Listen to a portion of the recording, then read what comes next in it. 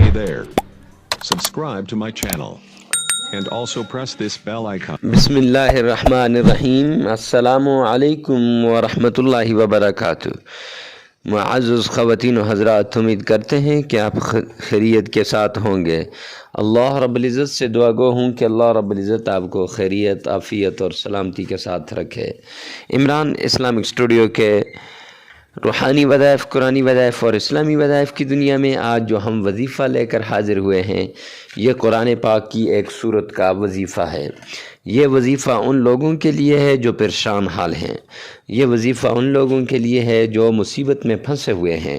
اگر آپ چاہتے ہیں کہ اپنی مصیبت کو دور کریں، اپنی پریشانی کو دور کریں، تو دیر کس بات کی، آئیے اس مختصر سے وظیفے کو کیجئے تاکہ اللہ رب العزت آپ کی پریشانی کو، آپ کی مصیبت کو دور کرے.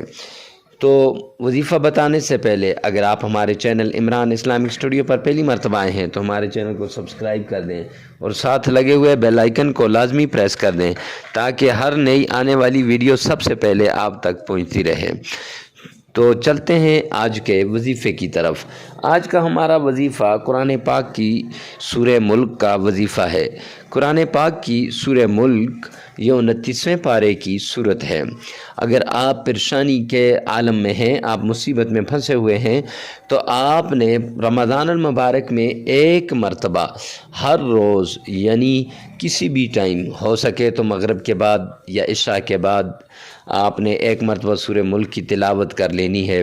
تو جب آپ سورہ ملک کی تلاوت کریں گے تو انشاءاللہ دولت آپ کے گھر کے اندر ایسے آئے گی جیسے دولت برس رہی ہے، اور ایسے آئے گی جیسے گمشدہ چیز انسان کو مل جاتی ہے، اور آپ کے گھر پہ دولت برسنے لگ جائے گی.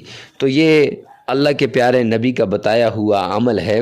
تو اس عمل کو جلدی سے جلدی کیجئے تاکہ آپ کے گھر سے مصائب، تکلیفیں، پریشانیاں دور ہو جائیں. کوئی بھی پریشانی ہے، اگر اس وظیفے کو آپ کریں گے تو انشاءاللہ وہ پریشانی دور ہو جائے گی، وہ مصیبت دور ہو جائے گی. تو ایسے ہی روحانی وظائف، قرآنی وظائف اور اسلامی وظائف کے لیے ہمارے چینل عمران اسلامک اسٹوڈیو کو سبسکرائب کریں، ہماری ویڈیو کو لائک کریں، ساتھ لگے ہوئے بیل آئیکن کو لازمی پریس کریں.